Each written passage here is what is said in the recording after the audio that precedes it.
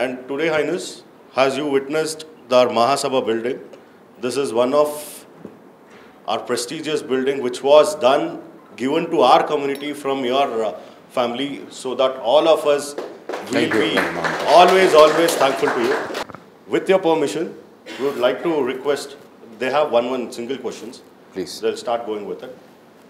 Our first senior leader from Chikmagalur, nice. Vasudev Murthy, who's a coffee planter and who is with Agriculture Tech. He wants to interact with you. ನೀವು ಪ್ರತಿನಿಧಿಸ್ತಾ ಇರೋ ಕ್ಷೇತ್ರದಲ್ಲಿ ಸುಮಾರು 33% coffee plantation ಇದೆ total ಇಂಡಿಯಾದು. ಇವತ್ತು 1 lakh tons ನಾವು produce ಮಾಡ್ತೀವಿ. ಅವರ ಒಂದು ಬೆಳವಣಿಗೆಗೋಸ್ಕರ ತಾವೇನಾದರೂ ಒಂದು ಯೋಚನೆ ಮಾಡಿರಬಹುದು. ಅಂಥ ಒಂದು ಆಲೋಚನೆಗೆ ಸಪೋರ್ಟ್ ಆಗೋ ಹಾಗೆ ನಾನು ಪ್ರಿಪೇರ್ ಮಾಡಿದ್ದೆ. Coffee tech park and policy development ಅಂತ ಕೊಡ್ತಾ ಇದ್ದೀನಿ. ದಯವಿಟ್ಟು ಅದನ್ನು ನೋಡಿ ಸಾಧ್ಯವಾದಷ್ಟು ಮಟ್ಟಿಗೆ ಇಂಪ್ಲಿಮೆಂಟ್ ಮಾಡಿದ್ರೆ ಕೂರ್ಗ್ ಮತ್ತು ಚಿಕ್ಕಮಗಳೂರಲ್ಲಿರೋ ಸುಮಾರು 10 ಲಕ್ಷ ಗ್ರೋಯರ್ಸು ಅದನ್ನು ನಂಬಿರ್ತಕ್ಕಂಥ ಲೇಬರರ್ಸು ಬಿಸ್ನೆಸ್ ಪೀಪಲ್ಗೆ ಅನುಕೂಲ ಆಗುತ್ತೆ. Thank you. ಧನ್ಯವಾದ. Thank you. Your Highness, it is privilege to welcome to the Garden City. I represent the jewelry industries across Karnataka and India. I think you are a better person to represent the jewelry industry, where each Maharaja wears the jewelry, what you wear, shows the culture, tradition, trust of the state. As a jewelry industry, I want to tell you that Bangalore is the hub for making the temple and antique jewelry, which is exporting to all of the world. But unfortunately, we are not able to brand it. Just like we have a Mysore Pak, we have Mysore Mallige, we have Mysore Silk, which has been geotagged. We want to make it even our Karnataka heritage jewelry as a brand. So we actually employ the most uneducated people, but most skilled people. In all over India, we are the second largest employer of around 20 million skilled laborers, and also we contribute around 50,000 crores as a custom duty and GST to the government. But unfortunately, we have a raw deal from the government. Sometimes they tell gold is a non-performing asset. But if you see those days, gold is not, we are talking as asset, we are talking it as a precious stone, culture, tradition. In this regard, I want to give a proposal and also give a suggestion where we want to put a skill development center in Karnataka to make Maharaja jewelry, antique jewelry, so that we can promote it, especially during Dasra and all. if you can permit us, we can display those jewelries in palace, we can attract the most jewelry. In fact, you know, the even Italian, Turkish jewelry, chopard and all, they sell each jewelry for millions, even though it does not represent any heritage or any culture, but our jewelry represents the more culture. I think you are the best person to represent. Thank you. We'll come up with a proposal if you can help us to sell a silk representative. Also tell the government, don't treat it as a non-performing asset, it is a precious stone. I think whatever the jewelry you wear as a Maharajas, it represents the culture of the country. I request you. Thank you, sir.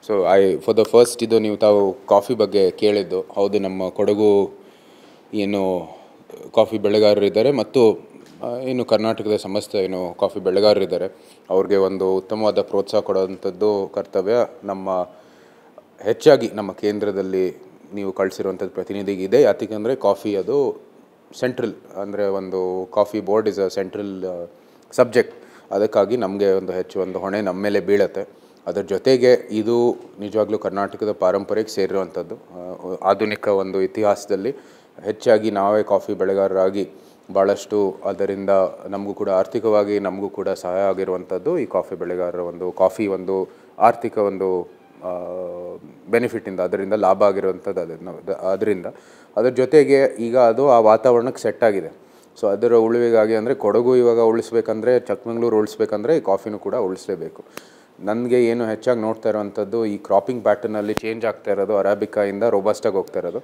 ಅದು ನಮಗೆ ಹೌದು ನಿಮಗೆ ಒಳ್ಳೆಯ price ಸಿಗ್ತಾ ಇದೆ ಆದರೂ ಸಹ ಅದು ನಮಗೆ ಒಂದು ರೀತಿ ಹಿನ್ನಡೆ ಆಗ್ತಾ ಇರೋದು ಯಾಕೆಂದರೆ ಒಂದು ವಾತಾವರಣ ಅಥವಾ ಪ್ರಕೃತಿಯ ದೃಷ್ಟಿಕೋನದಿಂದ ನೋಡೋಕ್ಕೆ ಹೋದರೆ ಅದು ನಮಗೆ ಹಿನ್ನಡೆ ಆಗ್ತದೆ ಯಾಕೆಂದರೆ as you know robusta doesn't require tree cover ಅರಾಬಿಕಾಗೆ ಅದು ಬೇಕಾಗಿದೆ ಸೊ ಆ ಹಸಿರು ಅದಕ್ಕೂ ಏನಿತ್ತು ಮುಂಚೆ ಅದು ಕಮ್ಮಿ ಆಗ್ತಾ ಹೋಗ್ತಾ ಇದೆ ಅದರಿಂದ ಈ ಮಳೆ ಏನು ಕಾವೇರಿ ಮಾತೆ ಒಂದು ಜಲನಯನ ಪ್ರದೇಶ ಇರೋದೇ ಕೊಡಗು ಸೊ ಅದರಿಂದ ಈ ಹಸಿರು ಅದಕ್ಕೂ ಕಮ್ಮಿ ಆಗ್ತಾ ಇರೋದ್ರಿಂದ ಕ್ಯಾಚ್ಮೆಂಟ್ ಏರಿಯಾಯಿಂದ ಬೇರೆ ಬೇರೆ ಪರಿಣಾಮ ಬೇರೆ ರೀತಿ ಆಗ್ತಾಯಿದೆ ಏನಕ್ಕಂದರೆ ರೈನ್ಫಾಲ್ ಇಸ್ ಬಿಕಮಿಂಗ್ ಸ್ಪೊರಾಡಿಕ್ ಅಂದರೆ ಸ್ಥಿರವಾಗಿ ಬರ್ತಾ ಇರೋವಂಥದ್ದು ಮಳೆ ಇವಾಗ ವಿರಳವಾಗಿ ಬರ್ತಾಯಿದೆ 1 ತಿಂಗಳು 2 ತಿಂಗಳು ಬರಬೇಕಾಗಿರುವಂಥದ್ದು ಮಳೆ 1 ವಾರದಲ್ಲೇ ಬರ್ತಾಯಿದೆ ಇದು ಬರೀ ಕೊಡಗು ಚಿಕ್ಕಮಗಳೂರು ಅಂತಲ್ಲ ಭೌಗೋಳಿಕವಾಗಿ ಮತ್ತು ಇಡೀ ವಿಶ್ವದಲ್ಲಿ ಬೇರೆ ಬೇರೆ ಈ ಹವಾಮಾನ ಬದಲಾವಣೆ ಆಗ್ತಾ ಇರೋ ಕಾರಣಕ್ಕಾಗಿ ಅದರದ್ದು ಪ್ರಭಾವ ಇದೆ ಆದರೂ ಸಹ ಇಲ್ಲೂ ಕೂಡ ನಾವು ಸ್ಥಳೀಯ ಒಂದು ಸಮಸ್ಯೆ ಬಗೆಹರಿಸಿ ಮುಂದುವರಿಬೇಕಾಗಿರೋದು ಇದು ಪ್ರಕೃತಿಯ ದೃಷ್ಟಿಕೋನದಿಂದ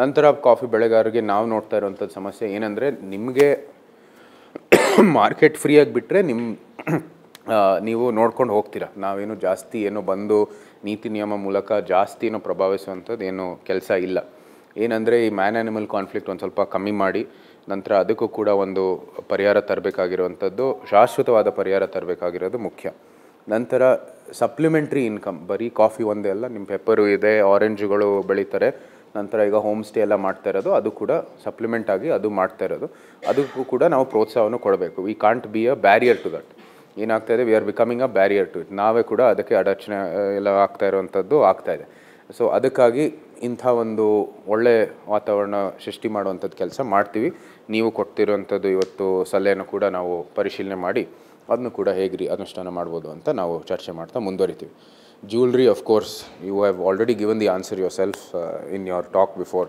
I don't need to talk much else I think unfortunately we went through this 30 years of socialist phase which brought in a different perspective that this era and including Maharajas they were only known for wearing jewelry and going about and showcasing that and it's an element of Indian history which we should not showcase.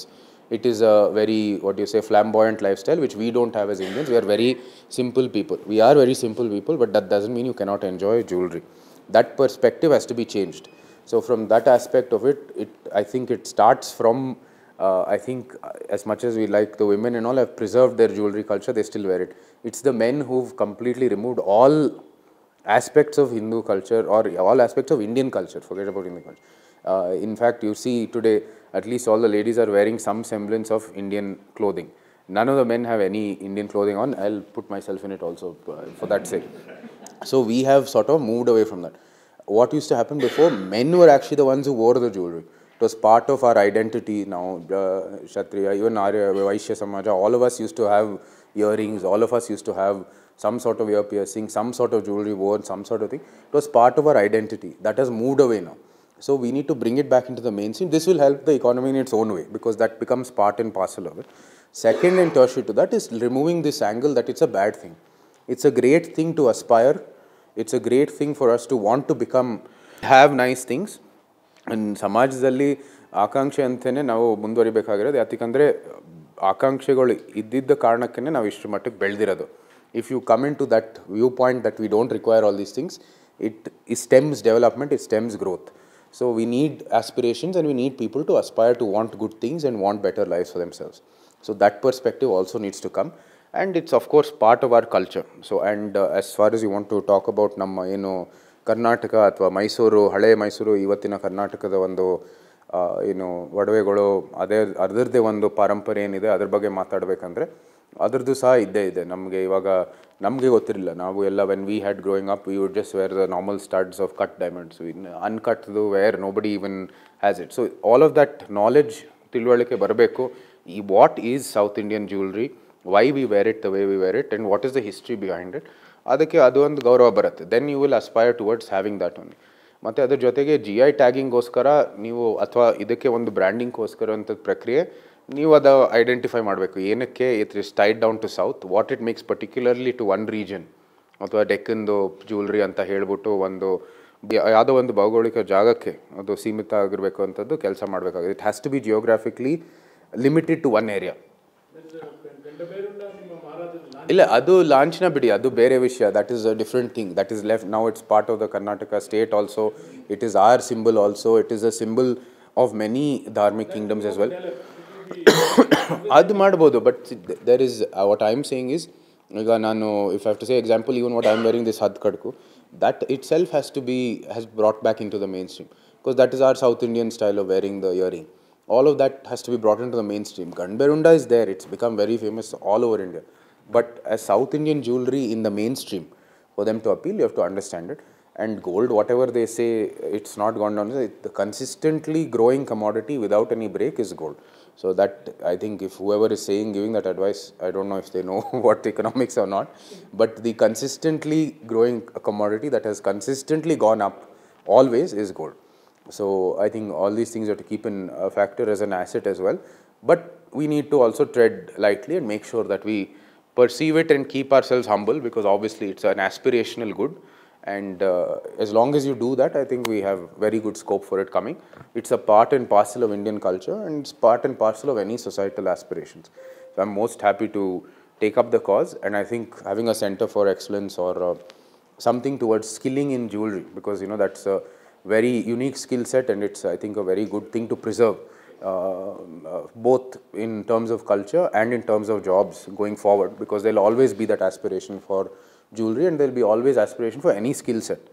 So that will be a very good thing to do. So I'll be most happy to do that. Hi sir, ಎಲ್ಲರಿಗೂ ನಮಸ್ಕಾರ. ನಾನು gaming ಕ್ಯಾಟಗರಿಯಲ್ಲಿ gaming videos ಮಾಡ್ತೀನಿ. So ನನ್ನ question ಏನಂದರೆ, 2 years back gaming ಕ್ಯಾಟಗರಿನ ಸ್ಪೋರ್ಟ್ಸಿಗೆ ಇದನ್ನು ಮಾಡಿದರು government. So after 2 years ಅದ್ರ ಬಗ್ಗೆ ಏನೂ ಜಾಸ್ತಿ ಇನಿಷಿಯೇಟಿವ್ಸ್ ಏನೂ ತಗೊತಿಲ್ಲ. ಸೊ ಇದ್ರ ಬಗ್ಗೆ ನಿಮ್ಮ ಆನ್ಸರ್ ಏನು? ಆ್ಯಕ್ಚುಲಿ ಇದು ವಿ ಹ್ಯಾವ್ ಟು ಅಗೇನ್, ಇದನ್ನ ನಾನು ಸಂಪೂರ್ಣವಾಗಿ ಇದ್ರದ್ದು ಮಾಹಿತಿ ನನ್ನ ಜೊತೆ ಇಲ್ಲ, ಗೇಮಿಂಗ್ದು ಇದ್ರ ವಿಚಾರವಾಗಿ. I know, as you said, ಅದು ಕ್ರೀಡೆ ಇದಕ್ಕೆ ಸೇರಿಸಿದ್ದಾರೆ. You all know, especially with the mobile phone and all that, ಆ ಗೇಮಿಂಗ್ ಇದೆ ಸೆಕ್ಟರ್ ಭಾಳ ದೊಡ್ಡದಾಗಿದೆ. ಅದ್ರ ಜೊತೆಗೆ ಈಗ ಭಾರತದಲ್ಲಿ ಇದು ಕನ್ಸಂಪ್ಷನ್ ವಯ ಜಸ್ಟ್ PC ಅಲ್ಲ, even with consoles also is gone up tremendously, especially in metros.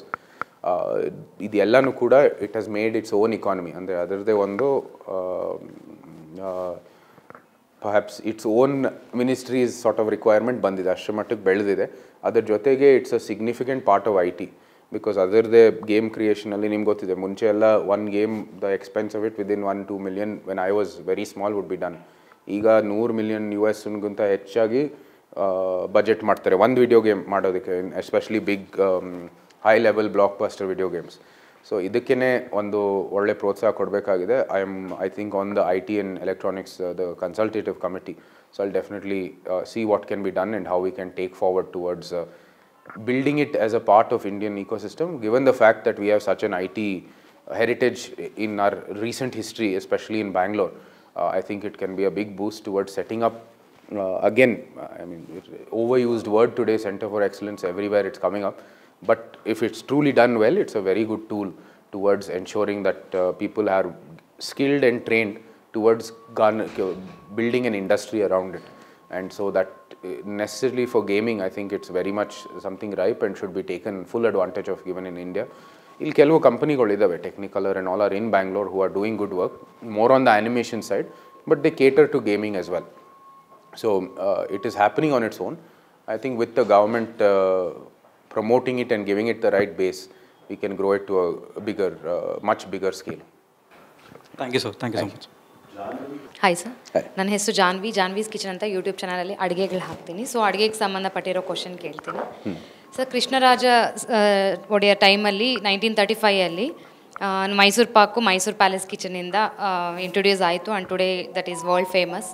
So ನಿಮ್ಮ ಪೀರಿಯಡ್ ಆಫ್ ಟೈಮಲ್ಲಿ ಏನಾದರೂ ಆ ಥರ ಡಿಶ್ನ ಎಕ್ಸ್ಪೆಕ್ಟ್ ಮಾಡ್ಬೋದಾ? ನಿಮ್ಗೆ ಇಂಟ್ರೆಸ್ಟ್ ಇದೆಯಾ ಆ ಥರ?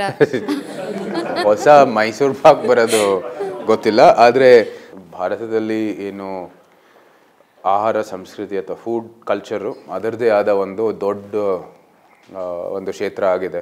ಇಲ್ಲಿ ಅರ್ಧ ಇರೋರು ಇನ್ಫ್ಲೂಯೆನ್ಸರ್ಸು ಎಲ್ಲ ಬಹುಶಃ ಅದು ಫುಡ್ ಬ್ಲಾಗರ್ಸು ಅಥವಾ ಫುಡ್ ಇನ್ಫ್ಲೂಯೆನ್ಸರ್ಸ್ ಅಂತಲೇ ನಾನಂತೂ ಭಾವಿಸ್ತೀನಿ. ಬಟ್ ಅಂತ ಗೊತ್ತಿದೆ, ಕೆಲವರು ನೋಡಿದ್ದೀನಿ ರೀಲ್ಸ್ ಎಲ್ಲ ಇನ್ಸ್ಟಾಗ್ರಾಮಲ್ಲಿ. ಯಾಕಂದರೆ ಮೈಸೂರಿಗೂ ಬಂದಿರ್ತೀರ, ಅದರದ್ದೇ ಆದ ಒಂದು ಕ್ಯಾಫೆ ಕಲ್ಚರ್ ಇರ್ಬೋದು, ಒಂದು ಯೋಗ ಪ್ರಭಾವದಿಂದ ಎಷ್ಟೋ ಕ್ಯಾಫೆಗಳು ಎಷ್ಟೋ ರೆಸ್ಟೋರೆಂಟ್ಗಳು ಅಲ್ಲೂ ಕೂಡ ಉದ್ಭವ ಆಗಿರುವಂಥದ್ದು ನಾವು ನೋಡಿದ್ದೀವಿ. ಸೊ ಅದಕ್ಕಾಗಿ ಈ ಫುಡ್ ಕಲ್ಚರೇ ಒಂದು ದೊಡ್ಡ ಇದಾಗಿದೆ. Plus it's a very big and growing industry and it caters to everyone. ಎಲ್ಲ ಜನರಿಗೂ ಕೂಡ, ಎಲ್ಲ ವರ್ಗಕ್ಕೂ ಕೂಡ ಒಂದು ರೀತಿಯ ಒಂದು ಕಾಮನಾಲಿಟಿ ಇರೋದು ಫೂಡೇ. So you will find even the most highest society person will come down if the food is good to any restaurant. They'll come down to eat even in Hosakote ಅಲ್ಲಿ ಅದೇನೋ ಬಿರಿಯಾನಿ ಇದೆಲ್ಲ, ಅದು I've heard from the topmost top to everyday person also go there to eat. So that example is always there. So what I think we need to do is again be a facilitator in terms of government. We don't need to get in the way. It is happening on its own. ಆದಷ್ಟು ನಿಮಗೆ ಅನುಕೂಲ ಮಾಡುವಂಥದ್ದು ವಾತಾವರಣ ಮಾಡಿಕೊಟ್ಟು ಬಿಟ್ಬಿಡ್ಬೇಕು is what I think, especially in food sector, because the solutions come on its own. Mysore, the food culture has happened in spite of government, not because of government. So I think, and this is across the board, many things I can say of this many sectors, but all those cafes in Mysore have come organically, including the yoga. They've come organically on their own. We should make sure that we are giving good licensing, the food standards are maintained, and that they are giving a good product. Beyond that, we shouldn't be a hindrance to them in any which way, because they will solve for themselves.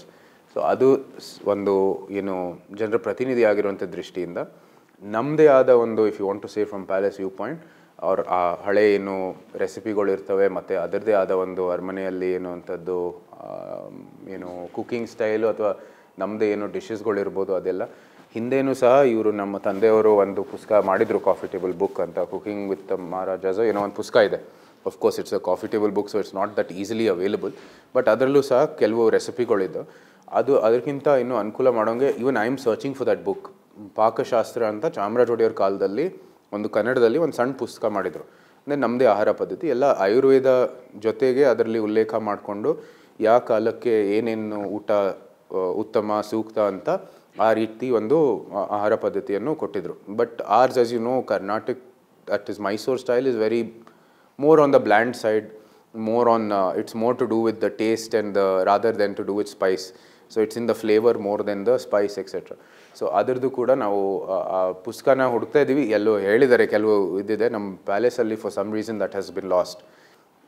So we trying to find that, and ಅದರ ಒಂದು ಆಧಾರ ಮೇಲೆ ಎಲ್ಲರಿಗೂ ಲಭ್ಯ ಆಗಲಿ ಅಂತ ಫ್ರೀಯಾಗೇ we want to do it. We don't want to make it another book to be published or anything, but ಅದರ ಆಧಾರ ಮೇಲೇ we want to build up this Carnatic cuisine as it should be tagged as one thing, because again it has huge economic benefits. We have Udupi ಹೆಸರಿನಲ್ಲಿ how many businesses run in Udupi's name, how many kitchens run, how many restaurants run, and how many of them do well. So if you had another brand in Mysore which did that beyond Mysore Pak, I think it would help a lot. And of course Mysore Pak to GI tagging ಆಗಿಲ್ಲ. That is what is really surprising. ಆಶ್ಚರ್ಯ ಪಡಬೇಕಾಗಿದೆ. ಯಾಕಂದರೆ ಧಾರವಾಡ ಪೇಡ ಆಗಿದೆ, ಬೇರೆ ಇವ್ರದ್ದು GI tagging ಆಗಿದೆ, ಮೈಸೂರು ಪಾಕ್ ಆಗಿಲ್ಲ. So ಅದರದ್ದು ಕೂಡ ಇವಾಗ ನಾವು ಕೂಡ ಸೂಚನೆ ಕೊಟ್ಟಿದ್ದೀವಿ. ಯಾಕಂದರೆ ಅಗೇನ್ ನೀವು ಭೌಗೋಳಿಕವಾಗಿ ಅದನ್ನ ಯಾವುದೋ ಒಂದು ಉತ್ಪನ್ನ ಅದಕ್ಕೆ ಗುರುತಿಸಬೇಕಾಗಿದೆ. ಸೊ ಅದು ಘೀ ಮೈಸೂರು ಹಳ್ಳಿಕರ್ ಹಸುವಿಂದಾನೇ ಮಾಡಿ ಗೂರು ಅಲ್ಲಿಂದಾನೇ ಬಂದು ಏನು ಬೇರೆ ಬೇರೆ ಮೈಸೂರು ಶುಗರ್ನೇ ಬಳಸಬೇಕು ಅಂತ ಏನೋ ಒಂದು ಜಿಯೋಗ್ರಾಫಿಕ್ ಟ್ಯಾಗಿಂಗ್ ಮಾಡಿದ ನಂತರನೇ ಬರೋದದು. ಇಲ್ಲ, ಅದು ಭಾಳ ಸುಲಭ. You have to just make sure that if it's authentic Mysore pak, you have to tie it to the geographical some product from that geography. So ಅದನ್ನು ಮಾಡೋಕ್ಕೆ we are already sent the notice up and we should get response. So food we are taking care of it, but as I said, as government we should make sure it's left to you all to do with the relevant ಒಂದು ಚೌಕಟ್ಟಿನಲ್ಲಿ ನಾವು ಆ ಚೌಕಟ್ಟನ್ನು ನಾವು ಜಾರಿ ಮಾಡಬೇಕಾಗಿದೆ. ಅದರಲ್ಲಿ ನೀವು ಸಂಪೂರ್ಣವಾಗಿ ಸ್ವಾತಂತ್ರ್ಯ ಕೊಟ್ಟರೆ I think the enthusiasts and those who are passionate they will take it forward on their own. Pure veg ಅಂತಲ್ಲ, ಅರಮನೆಯಲ್ಲಿ it's fully veg. So they use to have before ಇಲ್ಲ they was a non veg kitchen also. ಎಲ್ಲ ಆಚೆ ಕಡೆ ಇರ್ತಾಯಿತ್ತು, ಅರಮನೆ ಒಳಗೆ ಇರ್ತಾಯಿಲ್ಲ.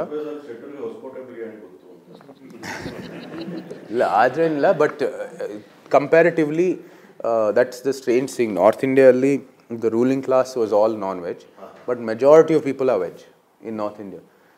South ಇಂಡಿಯಾದಲ್ಲಿ ruling class, at least in Karnataka, was always veg and majority of population is non-veg. Karnataka is the least amongst the 4 South Indian states. We are the least non-veg. I think we are at 65 or 70%. Best of the other states are at 90+%.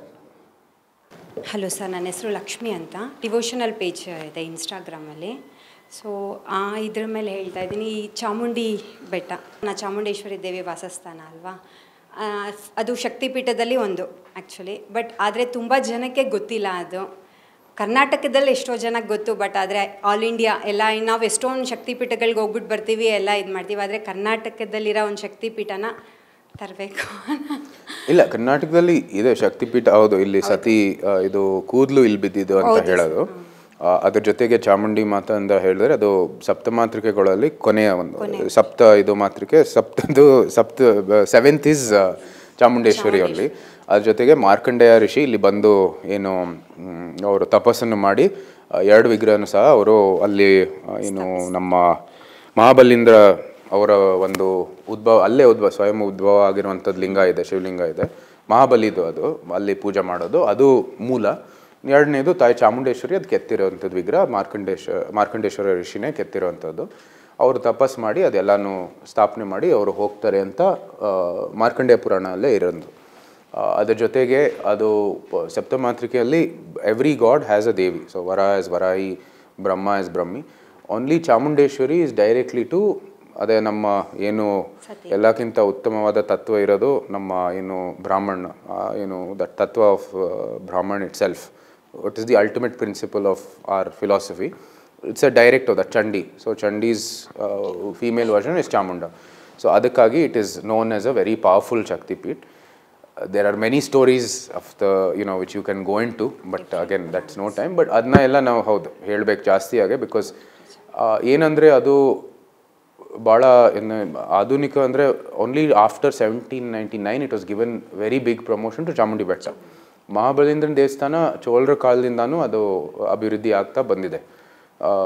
ಅದು ಒಳಗೆ ಹೋದರೆ it's Chola time pillars ಇದೆ. ಅದ ನಂತರ ಗಂಗ್ರದು ಒಂದು ಭಾಳ ದೊಡ್ಡ ಪ್ರೋತ್ಸಾಹ ಆಗಿದೆ, ಅಲ್ಲಿ ಎಲ್ಲ ದೊಡ್ಡ ರೀತಿ ಆಗುತ್ತೆ. ಚಾಮುಂಡಿದು I think up to around 1830 you could go right up to where we go and have darshan. ಅಂದರೆ ಇವಾಗ ಮುಂದೆ ತನಕ ಹೋಗ್ತೀವಲ್ಲ, ಎಲ್ಲ VIP ದರ್ಶನ ಆಗುತ್ತೆ, ಅದು ಅಲ್ಲಿವರೆಗೂ ಹೋಗ್ಬಿಟ್ಟು ದರ್ಶನ ಮಾಡ್ಬೋದು ಎಲ್ಲರೂ ಕೂಡ. ಇಟ್ ವಾಸ್ ಓಪನ್ ಲೈಕ್ ಚಿಕ್ಕ ದೇವಸ್ಥಾನ ಥರ ಇತ್ತು. ಅದು ಒಡೆಯರ್ ಕಾಲದಲ್ಲಿ ಭಾಳ ದೊಡ್ಡ ಅಭಿವೃದ್ಧಿ ಆಗಿ ನಮ್ಮ ಕುಲದೇವಿಯಾಗಿ ಅವರು ದೊಡ್ಡದಾಗಿ ಅಭಿವೃದ್ಧಿ ಮಾಡಿದ್ದು. ಬಿಕಾಸ್ ಹಿಂದೆ ನಾವು ಇಲ್ಲಿ ನಮ್ಮ ರಾಜಧಾನಿ ಆಗಿದ್ದು when we were really got huge area under our control was when we were the Mahamandaleshwara in Srirangpatna. So ಅದಾಗಿದ ನಂತರ ನಾವು ಮೈಸೂರಿಗೆ ಶಿಫ್ಟ್ ಆದಮೇಲೆ ಇದರದ್ದು ಅಭಿವೃದ್ಧಿ ಆಗಿದ್ದು. ಅಲ್ಲಿ ಹೋಗ್ತಾ ಇದ್ದು ಚಾಮುಂಡಿ ದೇವಿ ನಮ್ಮ ಕುಲದೇವಿ ಆಗಿದ್ರು ಸಹ ನಾವು ಅಲ್ಲಿ ಅಷ್ಟೊಂದು ದೊಡ್ಡ ಪ್ರೋತ್ಸಾಹ ಆಗಿರಲಿಲ್ಲ. And up till very recently, like I am saying up till 2005-10 there was very few people other than local Mysoreans who could go up. ಎಲ್ಲರಿಗೂ ದರ್ಶನ ಸಿಗ್ತಾ ಇತ್ತು. ಬಿಕಮ್ ವೆರಿ ಪಾಪ್ಯುಲರ್ ಸಿನ್ಸ್ 2008, 9, 10 ಆದಮೇಲೆ ಲಾಸ್ಟ್ 10 yearsಲ್ಲಿ it's become very very popular. So that knowledge we have to increase, not just Chamundi Betta, ಅಲ್ಲಿ Mysuru, Mandya, even Chamarajanagar ಅಲ್ಲಿರುವಂಥದ್ದು ಎಲ್ಲ ದೇವಸ್ಥಾನಗಳು ಗಂಗರ ಕಾಲದಿಂದ ಎಲ್ಲ ಇರುವಂಥದ್ದು ಅದ್ಭುತ ದೇವಸ್ಥಾನಗಳು ಇರ್ತವೆ. ಎಲ್ಲನೂ ಕೂಡ they've been preserved, more or less they've been preserved, and they have all gone through tremendous amount of history, and each temple's history itself, if you go, it takes on forever. There are ತೊಣ್ಣೂರು ಕೆರೆಯಲ್ಲೂ ಕೂಡ ಅದ್ರ ಪಕ್ಕ ಸುತ್ತಮುತ್ತ ಇರುವಂಥದ್ದು ಮೇಲ್ಕೋಟೆ, ಅಷ್ಟೊಂದು ಅದು ಮೇಲ್ಕೋಟೆಯಲ್ಲಿರುವಂಥದ್ದು ಇತಿಹಾಸ ಎಲ್ಲೂ ಇಲ್ಲ. ಶ್ರೀರಂಗಪಟ್ಟಣ ಇರೋದು Ranganatha Swamy, that has been witness to such huge changes, and ಎಲ್ಲ ದೊಡ್ಡ ದೊಡ್ಡ ಏನು ಇತಿಹಾಸದ ದೊಡ್ಡ ಎಲ್ಲ ಇದು ಏನು ಇವೆಂಟ್ಸ್ಗಳು ಅದು ಅಲ್ಲೇ ಅದರ ಒಂದು has been witness to it all. So ಅಂಥದ್ದೆಲ್ಲ ಇತಿಹಾಸ ನಾವು ದಾಖಲೆ ಮಾಡಿ ಹೇಳಬೇಕಾಗಿರೋದು ಎಲ್ಲಕ್ಕಿಂತ ಮುಖ್ಯ. So I can be a reference point, but again you are the people who will take it forward. Mahabali, not only that, I mean, we can go on if you have probably the other questions, but even the Talkad Gogi, there all the temples that are there, and they so many, the history of it in terms of how many rulers have contributed also, people don't know. Because ಒಂದೇ ಸಮಯಕ್ಕೆ ಅದಾಗಿಲ್ಲ, ಎಷ್ಟೋ ಸಮಯದಲ್ಲಿ ಅಭಿವೃದ್ಧಿ ಮಾಡಿ ಎಲ್ಲೋ ಒಂದು ಕಡೆ ಯಾರೋ ಕೆಡವಿದ್ದಿರೋದೆ, ನಂತರ ಅದ್ರ ಪುನಃ ಅಭಿವೃದ್ಧಿ ಆಗಿ ಎಷ್ಟೋ ಮಟ್ಟಿಗೆ ಬೆಳೆದಿದೆ. ಅದರಲ್ಲದೆ ಅಲ್ಲಿ you can see the architectural history of India in that. So you can ಅದೂ ಕೂಡ ಇದೆ. ಮೈಸೂರು ಪ್ಯಾಲೇಸ್ ಅಲ್ಲೇ there are 17 odd temples in Mysore palace. ಅಲ್ಲೇ ವರಾಹ ದೇವಸ್ಥಾನ ಇರ್ಬೋದು, ಭೂವರ ಇಲ್ಲ ಶ್ವೇತವರಾಹ. So when we say our sankalpa, we start with ಶ್ವೇತವರಾಹ ಕಲ್ಪೆ only, that is ಶ್ವೇತವರಾಹ ಕಲ್ಪೆ. ಅದರದೇ ಇತಿಹಾಸ ಇದೆ, ಅದರದೇ ಒಂದು ಇತಿಹಾಸ ಇದೆ. So he liked it so much, Chikdevraj Wadiyar, that he brought the temple from Tanjavur to Srirangpatna, the entire temple, and reassembled it there. So it's a temple that was originally in Tamil Nadu. When he defeated them, he liked the temple so much, he brought the entire temple to here and started worship in Srirangpatna. ಅಲ್ಲಿ ಟಿಪ್ಪು ಹೈದರ್ನ ಅದನ್ನ ಕೆಡವಿದ್ದು, ನಂತರ ಅದನ್ನ ಪುನಃ ಅಲ್ಲೇ ಇದ್ದಿದ್ದೆಲ್ಲ stones, because that time that architecture everything is interlocking stone and it's very easy to assemble and disassemble. ತೊಗೊಂಡು ಬಂದು ಮೈಸೂರು ಅರಮನೆಯಲ್ಲಿ ಸ್ಥಾಪನೆ ಮಾಡಿ ಪುನರ್ಸ್ಥಾಪನೆ ಆಗಿ ಅಲ್ಲಿ ಇವತ್ತವರೆಗೂ ಅಲ್ಲಿ ನಡೀತಾ ಇದೆ. So if you go in there you will see the architecture of it, which is completely different from all the others. So there are every temple in India has a story. I'm into food and travel. So ನಂದು ಎರಡು linking question, how is the government promoting Dasara celebrations to attract global tourist? ಅದರ ಜೊತೆಗೆ are there any measures to promote local and traditional cuisines to wider audience? ಪ್ರವಾಸೋದ್ಯಮ ದೃಷ್ಟಿಯಲ್ಲಿ ದಸರಾ ಹೌದು, ನಮ್ಮ ಮೈಸೂರು ಅದಕ್ಕೆ ಕೇಂದ್ರ ಆಗಿದ್ದು, ಮತ್ತು ಮೈಸೂರಿನ ದಸರಾನೇ ಅದರದ್ದೇ ಒಂದು ಬ್ರ್ಯಾಂಡ್ ಇದೆ. ಈಗ ಅದು ರಾಜ್ಯ ಸರ್ಕಾರದ ಒಂದು ಸಬ್ಜೆಕ್ಟು, ಅವರೇ ನಡೆಸೋದು, ಅವರ ನೇತೃತ್ವದಲ್ಲಿ ಆಗೋದು. ಧಾರ್ಮಿಕ ದೃಷ್ಟಿಯಿಂದ ಅದು ವೈಯಕ್ತಿಕವಾಗಿ ಮನೆಯಲ್ಲಾಗೋದು, ಮತ್ತು ನಮ್ಮ ಅರಮನೆಯಲ್ಲೂ ಸಹ ಅದೇ ರೀತಿ ಅದಾಗೋದು. ನಮ್ಮಲ್ಲಿ ಸ್ಕೇಲ್ ಜಾಸ್ತಿ, ಯಾಕಂದರೆ ಅದು ಹಿಂದೆ ಬಂದಿರುವಂಥದ್ದು ರಾಜ್ಯ ಪದ್ಧತಿಗಳೆಲ್ಲ ಇದ್ದಾರೆ, ಅದನ್ನ ನಾವು ಅನುಸರಿಸ್ತಾ ಬರ್ತಾಯಿದ್ದೀವಿ. ರಾಜ್ಯ ಸರ್ಕಾರ ಅಗೇನ್ ನಮ್ಮ ಫುಡ್ ಏನೋ ಆನ್ಸರ್ ಕೊಟ್ಟಿದ್ದು ಅದೇ ಆನ್ಸರ್ ಕೊಡಬೇಕು. ಸರ್ಕಾರದ ಪಾತ್ರ ಬರೀ ಅದನ್ನ ಏರ್ಪಡಿಸಿರುವಂಥದ್ದಲ್ಲಿ ಇರಬೇಕು, ಬಾಕಿದೆಲ್ಲ ಬಿಟ್ಬಿಡ್ಬೇಕು. ಒಂದು ಚೌಕಟ್ಟನ್ನು ಏರ್ಪಡಿಸಿ ನಾವು ಬಿಟ್ಬಿಡ್ಬೇಕು. ಇದರಲ್ಲಿ we should take care of XYZ, arrangement of seats, arrangement of passes and leave it rest. ಇದೇನಾಗಿದೆ, it has become a government program for government. Very little is taken up by actual citizen involvement. ಅವರಾಗೆ ಅವರು ಬಂದು ಪಾತ್ರ ಆಗೋದು ಹೊರತು ಏನೂ ಆಗ್ತಾಯಿಲ್ಲ. So that is the where I would like to see a change. The in front also, apart from what needed bureaucracy, ಅಂದರೆ ನಮ್ಮ ಜನರ ಪ್ರತಿನಿಧಿಗಳು ಒಂದು ಬಾಕ್ಸ್ ಬಿಟ್ಟರೆ, ಗೆಸ್ಟ್ಗಳು ಒಂದು ಬಾಕ್ಸ್ ಬಿಟ್ಟರೆ, it should be left to the citizens to come and take part and be a part of it. It has become by the government for government. That is the issue with Dasara. So ಅದಕ್ಕಾಗಿ ಅದರಲ್ಲಿ ಒಂದು ಬದಲಾವಣೆ ತಂದರೆ, and ಎಲ್ಲರಿಗೂ ಸ್ವಾತಂತ್ರ್ಯ ಕೊಟ್ಟರೆ, ಅವ್ರದ್ದೇ ಆದ ಕಲ್ಪನೆಗಳು, ಅವ್ರದ್ದೇ ಆದ ಏನೇನು ಬಿಸ್ನೆಸ್ಗಳಿದೆ ಅದಕ್ಕೆ ಪ್ರೋತ್ಸಾಹ ಕೊಡುವಂಥದ್ದು ಕೆಲಸ ಆಗಬೇಕು. ಇಂಥ ದೊಡ್ಡ ಆಚರಣೆಗಳು ಆಗೋಕ್ಕೆ ಭಾಳ ದೊಡ್ಡ ಎಷ್ಟೋ ಮಾದರಿಗಳಿದ್ದಾವೆ, ಅದನ್ನ ನಾವು ಅನುಸರಿಸ್ಬೇಕಷ್ಟೆ. And we should leave more businesses to get involved, more local citizen participation to get involved. ಅದಾದರೆ ಅದು ಪಾಡಿಗೆ ಅದು it will set right. To bring it up to the international scale, again this is the same issue. If we have international guests, if they come, they do not get a chance to sit, even though they bought the pass, because that pass has been taken up by others who have been issued overpasses. So this is not, I'm not talking this is this government, our government, everybody's done this. So this has to be set right, this has to be set right at the government level, and we have to get the right people in. So this will take some time, and ನಾನು definite ಆಗಿ ಬರೋ ವರ್ಷದಲ್ಲಿ ಮಂಡಿಸ್ತೀನಿ. ಯಾಕಂದರೆ ಈ ವರ್ಷ ಮೊದಲೇ ಬಾರಿಗೆ ನೇರವಾಗಿ ನಮ್ಮದು ಪಾತ್ರ ಇತ್ತು, ಅಂದರೆ ಇದು ಜನರ ಒಂದು ಪ್ರತಿನಿಧಿಯಾಗಿ ನಮಗೂ ಕೂಡ ಅನುಭವ ಆಯಿತು ಯಾವ ರೀತಿ ಇದೆಲ್ಲ ಆಗುತ್ತೆ ಅಂತ, ಮತ್ತು ಒಳಗಡೆ ಏನೇನಾಗುತ್ತೆ ಅಂತ ನಮಗೂ ಕೂಡ ಒಂದು ರೀತಿ ಇವಾಗ ಅನುಭವ ಆಗಿದೆ. ಸೊ ಅದಕ್ಕಾಗಿ ಅದನ್ನ ಪರಿಹರಿಸೋಕ್ಕಾಗಿ ಇವಾಗ ಒಂದು ಸ್ವಲ್ಪ steps we can take. Again international ಆಡಿಯನ್ಸ್ಗೋಸ್ಕರ ಈಗ ನಮ್ಮ ಡಿವೋಷ್ನಲಲ್ಲಿ ಪೇಜಲ್ಲಿ ಹೇಳಿದ್ರು, ಇದ್ರದ್ದು ಸಿಂಬಾಲಿಸಮ್ಮು ಏನಕ್ಕೆ ಮಾಡ್ತೀವಿ, ಏನಕ್ಕೆ ಇಷ್ಟು ದೊಡ್ಡ ಆಚರಣೆ ಇದೆ, ಅದರಿಂದ ಶುರು ಮಾಡಿ ಅದರ ಆಧಾರ ಮೇಲೆ ನಾವು ಸುತ್ತ ಇರುವಂಥದ್ದು ಆ ಇತಿಹಾಸನೂ ಕೂಡ ಅದರದ್ದು ಸ್ಮರಣೆ ಮಾಡ್ತಾ ಆ ಇತಿಹಾಸ ಅಂತೆ ನಾವು ಕೆಲಸ ಮಾಡಬೇಕಾಗಿದೆ. ಮುಂಚೆ ಅವರು ದಸರಾ ಎಕ್ಸಿಬಿಷನ್ ಮಾಡ್ತಾಯಿದ್ರು. ದಸರಾ ಎಕ್ಸಿಬಿಷನಲ್ಲಿ ಅಂದಿನ ಮೈಸೂರು ಸಂಸ್ಥಾನದ ಏನೇನು ಕೈಗಾರಿಕೆಗಳಿದೆ ಅಲ್ಲಿ ಏನು ಉತ್ಪನ್ನಗಳನ್ನು ಸೃಷ್ಟಿ ಮಾಡ್ತಾಯಿದ್ರು, ಅದರದ್ದೇ ಆದ ಏನು ಮೈಸೂರು ಬ್ರ್ಯಾಂಡಿನ ಉತ್ಪನ್ನಗಳು ಅದೆಲ್ಲನೂ ಕೂಡ ಅಲ್ಲಿ ಒಂದು ಶೋಕೇಸ್ ಮಾಡ್ತಾಯಿದ್ರು, ಮೈಸೂರು ಎಕ್ಸಿಬಿಷನ್ ಅಂತ, ದಸರಾ ಎಕ್ಸಿಬಿಷನ್ ಅಂತ. ಸೊ ಅಂಥದ್ದು ಒಂದು ಈಗಿನ ಕಾಲದಲ್ಲಿ ಇನ್ನೊಂದು ಯೋಜನೆ ಮಾಡಬೇಕಾಗಿದೆ. ಜೊತೆಗೆ ಏನು ಇವಾಗ ಒಳ್ಳೆ ಇಟ್ಸ್ ವೆರಿ ಗುಡ್ ದಿಸ್ ಯುವ ದಸರಾ ಆ್ಯಂಡ್ ಆಹಾರ ಮೇಳ, ದಸರಾ ಆಹಾರ ಮೇಳ ಅದೆಲ್ಲ ಮಾಡ್ತಾರಲ್ಲ, ಅದಕ್ಕೂ ಕೂಡ it has to be done in a more systemic way where ಸ್ವಾತಂತ್ರ್ಯ ಕೊಡಬೇಕು ಮತ್ತು ಒಂದು ಚೌಕಟ್ಟಿನಲ್ಲಿ ಅವ್ರಿಗೆ ತಮ್ಮ ಕೆಲಸ ಮಾಡಲಿಕ್ಕೆ ಬಿಟ್ಬಿಡ್ಬೇಕು. We have to give them the place, we have to give them the norms and leave them to do it. I think it's better handled, less government in where it's not required, especially government should come out, because we've anyway got enough work to do. I think idralli ella one solpa involve professionals and let them do the work. It will help out tremendously. Thank you. Hello sir, namaste. Doctor Sumukh ಅಂತ, organisation psychologist ನಾನು. Starbucks ಅಂತ ಕಂಪನಿಗಳು ವಿಶ್ವದಾದ್ಯಂತ ತನ್ನ ಬೇರುಗಳನ್ನು ಬಿಟ್ಟಿದೆ. $115 billion company ಆಗಿದೆ. McDonald's $200 billion company ಆಗಿದೆ. KFC $150 ಬಿಲಿಯನ್ ಕಂಪನಿ ಆಗಿದೆ. ನಮ್ಮಲ್ಲಿ ಎಲ್ಲ ನ್ಯಾಚುರಲ್ ರಿಸೋರ್ಸಸ್ ಇದೆ. ಎಕ್ಸಾಂಪಲ್ ಕಾಫಿ ಇದೆ, ನಮ್ಮ ಹತ್ರ ಹ್ಯೂಮನ್ ರಿಸೋರ್ಸಸ್ ಇದೆ, ಫೈನಾನ್ಷಿಯಲ್ ರಿಸೋರ್ಸಸ್ ಇದೆ. ಈಗ ನಮ್ಮ ಥರದ ಯಾರು ಆಂಟ್ರಪ್ರಿನಿಯರ್ಸು ಗ್ಲೋಬಲ್ ಬ್ರ್ಯಾಂಡ್ಸ್ ಬಿಲ್ಡ್ ಮಾಡಬೇಕಂದ್ರೆ ನಿಮ್ಮ ಸಲಹೆ ಏನು? ನಮಗಿಂತ ತಿಳುವಳಿಕೆ ಇರೋರು ಇದ್ರ ಬಗ್ಗೆ ಚರ್ಚೆ ಮಾಡ್ತಾ ಅವರು ಸುಸ್ತಾಗ್ಬಿಟ್ಟಿದ್ದಾರೆ. ಯಾಕಂದರೆ ನಮ್ಮಲ್ಲಿ ಪ್ರತಿಭೆ ಇದೆ.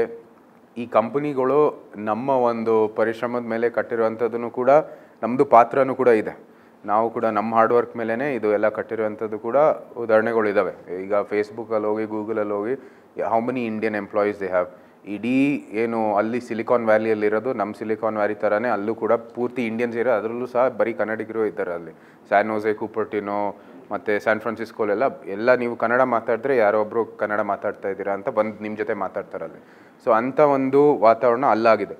ಏನಾಗಿದೆ, we are unable to for whatever reason build the brand as an Indian IP and sell it to the world as an Indian IP. ಈಗ ಆ್ಯಪಲ್ಲು, ಫೇಸ್ಬುಕ್ಕು, ಗೂಗಲ್ಲು, ಅಂದರೆ ನಿಮ್ಮ ಹೇಳಿದ್ದು ಸ್ಟಾರ್ಬಕ್ಸ್ ಮತ್ತು ಇನ್ನು ಫುಡ್ ಏರಿಯಾ ಮೆಕ್ಡೊನಾಲ್ಡ್ಸು, ಅದಾಗಿದ್ದೇ their own countries by their own as per their own revenue streams and how much those companies are worth. ಎಷ್ಟೋ ರಾಷ್ಟ್ರಗಳು they don't have that much money themselves, they are their own entities by themselves. So ಅಂಥ ಒಂದು economic advantage we've somehow not been able to get in India. So that is a question which is constantly there. ನನ್ನ ಹತ್ರ I am afraid ಇನ್ನೂ ನನಗೂ ಕೂಡ ಅದರ ಉತ್ತರ ಇಲ್ಲ. ಬಟ್ ನಾವು ಆದಷ್ಟು ಇಲ್ಲಿ ಜನರಿಗೆ ಸ್ವಾವಲಂಬಿತವಾಗಿ ಬದುಕು ನಿಟ್ಟಿನಲ್ಲಿ ಭಾರತೀಯರು ತಮ್ಮದೇ ಆದ ಉತ್ಪನ್ನಗಳನ್ನು ಸೃಷ್ಟಿ ಮಾಡಬೇಕಾಗಿರುವಂಥದ್ದು, ಈ ಆತ್ಮನಿರ್ಭರನ್ನು ಸಹ ಮಾಡಿದ್ದೀವಿ. ನಮ್ಮದೇ ಆದ ಎಲ್ಲ ರೀತಿಯ ಉತ್ಪನ್ನಗಳು ಇರಬೇಕು ಮತ್ತು ಡೊಮೆಸ್ಟಿಕ್ ಮಾರ್ಕೆಟ್ಗೆ ನಾವೇ ಸಹ ಎಲ್ಲ ಉತ್ಪನ್ನಗಳು ಸೃಷ್ಟಿ ಮಾಡಬೇಕು ನಿಟ್ಟಿನಲ್ಲಿ ಭಾಳ ದೊಡ್ಡ ಪ್ರೋತ್ಸಾಹ ಕೊಟ್ಟಿದ್ದೀವಿ. ಅದರ ಒಂದು ಪ್ರೋತ್ಸಾಹದೊಂದಿಗೆ ಬಹುಶಃ ಭವಿಷ್ಯದಲ್ಲಿ ಇಂಥ ಒಳ್ಳೆಯವರು ಯಾರೋ ಇದನ್ನ ಉಪಯೋಗಿಸಿ ನಮ್ಮ ಭಾರತಕ್ಕೆ ಇಂಥ ಒಂದು ಒಳ್ಳೆ IP ಅಥವಾ ಒಂದು ಒಳ್ಳೆಯ ಉತ್ಪನ್ನವನ್ನು ಸೃಷ್ಟಿ ಮಾಡುವಂಥದ್ದು ಭವಿಷ್ಯ ಇದ್ದೇ ಅದಾಗತ್ತೆ. But we have to make sure we again government is giving the right environment to ensure such things happen. ಇವಾಗ ಎಲ್ಲನೂ ಕೂಡ we are encouraging Indian IPs, whether it be cyber, whether it be IT, whether it be including any other tech or any other industry. We are encouraging Indian IPs, and if you are an Indian IP, we will give you the biggest hand in terms of getting you to the next level. So adantu we are giving the biggest promotion. We have to ಅಂದರೆ ಇವಾಗ ಏನು ವಿಶ್ವದಲ್ಲಿ ಏನು trend ಇದೆ ಅದನ್ನ ನಾವು ಗುರುತಿಸಬೇಕಾಗಿರುವಂಥದ್ದು ಎಲ್ಲಕ್ಕಿಂತ ವೇಗವಾಗಿ. ಯಾಕಂದರೆ if we know that, we will catch on to the product that is going to cater to that trend. So that is what we require. Adu purely luck alla, that it's all held primarily in US. It is because there is an environment that encourages it and allows for it to grow. That we need to inculcate the same thing in India, give every chance that it is here, and obviously the trend is we will only catch on more than anyone else. Idu nam bari idu not unique to India. Neither has China been able to create such a company. So in the two similar economies, India and China, we have been unable to do so. I think ಸರ್ಕಾರದ ಕಡೆಯಿಂದ ನಾವು ವಾತಾವರಣ ಎಲ್ಲರಿಗೂ ಅನುಕೂಲ ಮಾಡಿಕೊಡ್ಬೇಕಷ್ಟೇ. ಅದು ಜನರು ಅವ್ರ ತಮ್ಮ solutions have come up from citizens in its own way. MV Solar ನಾವು solar cell manufacturing 4.5 giga and module manufacturing to the extent of 6 ಗಿಗಾವರೆಗೂ ಫೆಸಿಲಿಟಿ ಇಟ್ಕೊಂಡಿದ್ದೀವಿ ಬ್ಯಾಂಗ್ಳೂರಲ್ಲಿ. ಆ್ಯಂಡ್ ಸೌತ್ ಇಂಡಿಯಲ್ಲಿ one of the biggest manufacturers. ನಮ್ಮಲ್ಲಿ ಈಗ ಸೋಲಾರಲ್ಲಿ ಏನಾಗ್ತಿದೆ, ನಮಗೆ ಪ್ರಧಾನಮಂತ್ರಿ ಘರ್ ಯೋಜನೆಯಲ್ಲಿ ಸೌರಶಕ್ತಿ ಘರ್ ಯೋಜನೆಯಲ್ಲಿ ಎಲ್ಲ ಸ್ಟೇಟ್ಸ್ ಮುಂದುವರೆದಿದೆ. Rajasthan, Maharashtra, then Gujarat, UP. 80% of the total ಪಾಪ್ಯುಲೇಷನಲ್ಲಿ ಎಷ್ಟು ಇನ್ಸ್ಟಾಲೇಷನ್ ಆಗಿದೆ, ಓನ್ಲಿ 4 ಸ್ಟೇಟ್ಸಲ್ಲಿ ಮಾತ್ರ ಆಗಿದೆ. ಮತ್ತು ಕರ್ನಾಟಕದಲ್ಲಿ ತುಂಬ ಕಡಿಮೆ, ಅಂದರೆ ಲೆಸ್ ದೆನ್ 3%. ಸೊ ಕರ್ನಾಟಕದಿಂದ ಸ್ವಲ್ಪವರೆಗೂ ಗೌರ್ಮೆಂಟ್ ಕಡೆಯಿಂದ ಸ್ವಲ್ಪ ಪುಷು ಮತ್ತು ಅಥವಾ ಅವೇರ್ನೆಸ್ಸು, ಇದರಿಂದ ಕಮರ್ಷಿಯಲಿ ಅಥವಾ ರೆಸಿಡೆನ್ಷಿಯಲಿ ತುಂಬ ಹೆಲ್ಪ್ ಆಗುತ್ತೆ. ಇದು ಒಂದು ದೊಡ್ಡ ಒಂದು ಸಮಸ್ಯೆ ಆಗಿರೋದ್ರಿಂದ ತುಂಬ ಜನಕ್ಕೆ ಇದರಿಂದ ಎಂಪ್ಲಾಯ್ಮೆಂಟು ಸಿಗುತ್ತೆ. ಸೂರ್ಯಘರ್ ಯೋಜನೆ ಎಂಪ್ಲಾಯ್ಮೆಂಟು ಸಿಗುತ್ತೆ. ಸೊ ಇದರಿಂದ ಸ್ವಲ್ಪ ಗೌರ್ಮೆಂಟ್ ಕಡೆಯಿಂದ ಸ್ವಲ್ಪ ಪುಷ್ ಇದ್ದರೆ ಎಲ್ಲರಿಗೂ ಒಳ್ಳೆಯದಾಗುತ್ತೆ. ಮೊದಲನೇ ಒಂದು ಸ್ಕೀಮ್ ಗುರುತಿಸಿ ಇದು ನಾವೇ ಕೂಡ ಪ್ರೋತ್ಸಾಹ ಕೊಡಬೇಕು, ಮೈಸೂರಲ್ಲಿರ್ಬೋದು, ಇಡೀ ಕರ್ನಾಟಕಕ್ಕೆ ಅಂತ ನಾವು ಹೇಳಿದ್ದು ಇದು ಸೂರ್ಯಘರನೇ. I wanted to get that as fast as going because it is the most ನಿಜವಾಗ್ಲೂ ಎಲ್ಲರಿಗೂ ಲಾಭ ಆಗುವಂಥದ್ದು ಸ್ಕೀಮ್ ಅಂದರೆ ಇದೇನೆ. ಒಂದು ಮಳೆಗಾಲ ಬಿಟ್ಟರೆ, ಇಂಥ ಒಂದು ಚಳಿಗಾಲ ಬಿಟ್ಟರೆ ಭಾಳ ಇದರಲ್ಲೂ ಸಹ ನಿಮಗೆ ಪವರ್ ಸಿಕ್ಕತ್ತೆ. ಇಲ್ಲೂ ಕೂಡ ಇಂಥ ಒಂದು ಕ್ಲೌಡ್ ಕವರ್ ಇದು ಮೋಡ ಇದ್ರೂ ಸಹ ನಿಮಗೆ ಪವರ್ ಸಿಕ್ಕುವಂಥದ್ದು ಇವಾಗ ಸೋಲಾರ್ ಪ್ಯಾನಲ್ಗಳು ಇದ್ದಾವೆ. ಸೊ ಅದರ ಒಂದು ನಿಟ್ಟಿನಲ್ಲಿ ನಾವು ಮಾಡ್ತಾಯಿದ್ವಿ. ಏನಾಗಿದೆ, that power grid has to come up in the national power grid. ಕರ್ನಾಟಕದಲ್ಲಿ ಅದು ಇನ್ನೂ ಆಗಬೇಕಾಗಿರುವಂಥದ್ದು ಮಾಡ್ತಾಯಿದ್ವಿ. We are not like we are going to say it's because of state government or anything like. We will get the transition done so that we can get it as fast as possible on to the ಅದಕ್ಕೆ ಆ ಚೌಕಟ್ಟಿನಲ್ಲಿ ಆ ಸ್ಕೀಮ್ನ ನಮಗೂ ಲಾಭ ಆಗುವಂಥ scheme ನಮಗೂ ಇಲ್ಲಿ ಅನುಷ್ಠಾನ ಆಗುವಂಥದ್ದು ಮಾಡೇ ಮಾಡ್ತೀವಿ. ನಮ್ಮಲ್ಲೂ ಸಹ ನಮ್ಮದೇ ಆದ ಕ್ಯಾಬಿನೆಟ್ ಮಿನಿಸ್ಟರ್ ಅದಕ್ಕೆ ಅವರ ನೇತೃತ್ವದಲ್ಲಿ ನಡೀತಾ ಇರೋದು. ಸೊ ಪ್ರಹ್ಲಾದ್ ಜೋಶಿ ಅವರ ಒಂದು ಮಿನಿಸ್ಟ್ರಿಯಲ್ಲೇ ನಡೀತಾ ಇರೋದು ಇದು. ಸೊ ಅದಕ್ಕಾಗಿ we will definitely give it the push that it needs and will definitely take it up. And I intended to do it this time around in the parliament itself to see what we had to do and take it. ಈಗ ಹೇಳಬೇಕಂದ್ರೆ high court ಅಥವಾ ವಿಧಾನಸೌಧದಲ್ಲೇ ನಮ್ಮದೇ panels ಹಾಕಿದ್ವಿ. Everything is no producing very good power. ಈಗ ಬೇರೆ hospitals ಆಗಲಿ ಅಥವಾ ಬೇರೆ ಗೌರ್ಮೆಂಟ್ ಬಿಲ್ಡಿಂಗ್ಸಲ್ಲಿ ಅದನ್ನು ಎನ್ಕರೇಜ್ ಮಾಡಿಲ್ಲ. ಸೊ ಅದ್ರ ಥರ ಏನಾದರೂ ನಿಮಗೆ ಒಂದು ಸಿಸ್ಟಮನ್ನು ತೊಗೊಂಬಂದರೆ then it's going to be very big. ಇಲ್ಲ ಅದು ಕೊಡಿ. I definitely what ever we can do from the MP roll and ನಮ್ಮ ಏನು ವೈಯಕ್ತಿಕವಾಗಿ ನಮ್ಮ ಅರಮನೆ ಇದು ದೃಷ್ಟಿಯಿಂದ ಏನು ಮಾಡ್ಬೋದು ಮಾಡ್ತೀವಿ. We will definitely bring it up to the top levels. ಇದು ಏನು ಸಬ್ಸಿಡಿ ಕೊಡುವಂಥದ್ದು ಕೆಲಸ PM ಸೂರ್ಯಘರದಲ್ಲಿ is the best promotion for it because ಸರ್ಕಾರಿ ಏನು ಸ್ಕೇಲ್ ಇದೆ ಅದು ಯಾರೂ ಮುಟ್ಟಕ್ಕಾಗಲ್ಲ. Plus they will give you the subsidy. Nearly 60-70% is being given in that Suryaghar. 60% is being given per house. And ಅದು ಆಗಿದ ನಂತರ once that is you have ridden the cost, you will B paid by government to because you will be generating that much power. So you will become the supplier. Basically ಈಗ even after subsidy compared to those 4 states ನಮ್ಮಲ್ಲಿ ತುಂಬ ಕಡಿಮೆ ಇದೆ. ಸ್ವಲ್ಪ awareness ಮತ್ತು push ಇದ್ದರೆ definitely everything will catch up. Thank you. Hi sir, from Sahasra jewels. So ನಿಮ್ಮ favourite jewellery ಯಾವುದು ಸರ್? Simple question. ನನಗೆ ಆ್ಯಕ್ಚುಲಿ ಈ ಒಡವೆಗಳೆಲ್ಲ ಜಾಸ್ತಿ ಇದಾಗಿದ್ದು ಬರೀ ಅರಮನೆ ಬಂದಿದ್ದ ನಂತರ. For ice to only not hardly know much about it. ಇಂಥದ್ದು ಫೇವ್ರೇಟ್ ಏನು, I don't have any favourites. But generally if you have to ask me a stone, one particular stone which I like very much, I like rubies a lot. I like red rubies a lot. That generally I like good rubies. Thank you so much. Sir, namaste sir. Nan Soumya anta. I work as assistant professor in Christ University. So education bagge is the question. Mysore University or contributions of the kingdom, Mysore Kingdom to education has been immense. Being a psychologist, I also know Manas Gangotri as a university was the first to provide psychology. So there are a lot of contributions that way. But over a period of time, we see that there's a lot of privatization also that has happened. But in this whole amalgamation of government and private and everything, we still see a lot of people leaving the country for better education. So how do you think we should, like he rightly said, we have the skills, we have the resources, ella ide, but letting people go for higher education abroad is not something that we've been able to answer. Although it's you know, part of their whatever fees or whatever they would pay, it would come back to Indian institutions, so it's a loss like that. But I think overall you can never stop, because people are always wanting to go to other countries. There are people who come to our countries. Of course, it's not nowhere near the volume where we go to other countries, but there are Fulbright scholars who come to study in India. Iga yoga visa mele. How many come to Mysore? And that allows for Mysore. So in the interest of an overall, some aspects of global economy being integrated, these things are, I wouldn't say need to be encouraged, but they shouldn't be frowned upon also. Now, again, we need better educational institutions in India where you can cater to local needs. Now, the aspiration going abroad is, after your education, you will get a job also, which is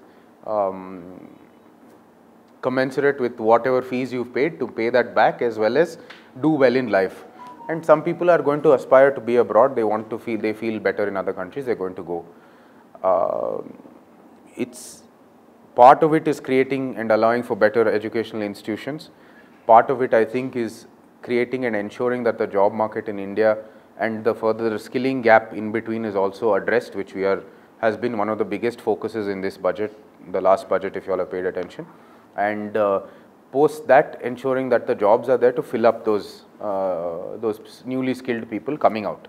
So this aspect of it has to be built up in India, and then I think we will certainly attract a lot more people to stay closer to home rather than go abroad. But if certain people, when their mind is made up of going abroad, it's going to be there. You cannot change that, and I feel we should not, while we certainly no need to encourage it because it has its own pull and its own aspiration there, we need not have to frown upon it as well. So I think in that aspect of it, I think we should let it be, but we should focus on getting much more quality institutions in India and ensure that they can run as viable businesses in India as well. So that's the issue with new universities, etc. coming up. Unless they are able to scale fast and do everything fast, it is becoming tough for them to break even or get revenues, etc. So also that again we have to facilitate to ensure that educational institutions also are doing well without overly taxing the student, and at the same time being overly taxed by the government. So that too we can certainly help out there. But again, this is one thing like the entrepreneurship question where we could not create companies. A lot more knowledgeable people than me have been constantly debating about this, and we are still yet to get answers on it. So certainly we are trying, and we will keep trying. Firstly, an honor to be speaking to a leader who has an old legacy but a young spirit and mind. I'm Naksha, and as my name suggests, an architect and urban designer, virtual influencer but a groundbreaker in the literal sense. My question with respect to urban development, we heard, and many of us are aware that you're a proponent of organic development, as you say. My question here is that within your time over the last few months, what have you recognized as sort of hindrances in terms of administrative policies, codes, or systems in balancing this development? And how do you see young professionals like us who are outside the system drive urban development? Because at the end of the day, it's public sector work. No, public sector, but nonetheless, citizen participation is very much needed, especially from today's architects who I think are doing a wonderful job of reimagining the Indian aesthetic in their buildings and doing a very good job of it. I think opposite to everything I've said today, urban development is the one thing where government needs to step up its role and start playing a much more active role in ensuring that development happens, as you said, and I've been saying, organically. What has happened is development has happened, including in Mysore itself. I can use an example. The limit of Mysore city has expanded way beyond what the corporation has. Now the question is whether we bring it into the corporation whether we bring it into a corporation or not, because the city has expanded on its own, including the case in Bangalore. Bangalore had expanded much faster than we ever imagined. By the time BBMP now ran in and started putting it all under its framework and enveloping the rest of the areas which have become the city, it had already expanded, and it's now the policies that require intervention requires very strong political will to ensure that, and very strong groundwork to ensure that we sort of correct the wrongs that we've done and build a Bangalore again, which was always known as one of the most pleasing and nice places to be. Mysore, I think for a long time didn't see much change. For that reason it was preserved, not because of anything else, just for the fact that it didn't see much action. The main city of Mysore was preserved as it is. That is not going to be the case anymore, because development has come to Mysore. As a secondary city to Bangalore, it has already come, and those layouts and those areas have already developed. The question now ahead of us is, how fast can the government move towards bringing a framework, implementing that framework within which the development happens, and really step up and play an active role here. Because this is where actual governance is needed. Whether it be drainage, whether it be waste disposal, whether it be smart solutions towards catering towards these areas that are now new layouts, private layouts, public layouts, whatever it may be, ensuring that they are all brought in with services that are there in the heart of the city for them as well. So this area is where the government really needs to step up its toes and take an active part towards governing there. Otherwise, this urban development thing, development is happening, whether we like it or not. Government's role in this should be to come and build a framework and ensure that within that framework, development is happening, so that you preserve the identity of the city, that you give good services, and that everybody absolutely to the last person is getting a good standard of living as well. So I think that is the role where government needs to play, and this is where citizenry have to come up more than anywhere else in terms of your own ward. That is another question, but I would say in terms of your involvement, even getting your own street on one page, that itself as a citizen is just start from there itself. It's a big help, especially for those of us who want to genuinely help. If you've got your street and then start in your sort of layout and then eventually graduate to your ward, and you just have your ward committee and all of you are on the same page, regular public meetings, you give an hour of time with an agenda and you say this is X, Y, Z should happen like this, and you voice opinions. You bring that to the elected ward representative who brings it up to the relevant authority, whether it's the MCC or then if it's a central scheme to the MP or whatever it may be. It's easier for the representative, it is and more convenient for the citizen as well.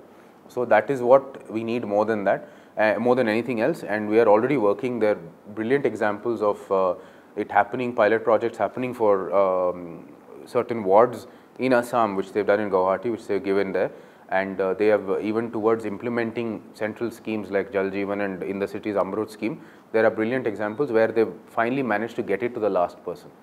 We've had a bit of lapses here and there in terms of getting it to the village or getting it within the city directly to the house. So that lapses they've been able to remove, and they've able to complete the scheme till its end point.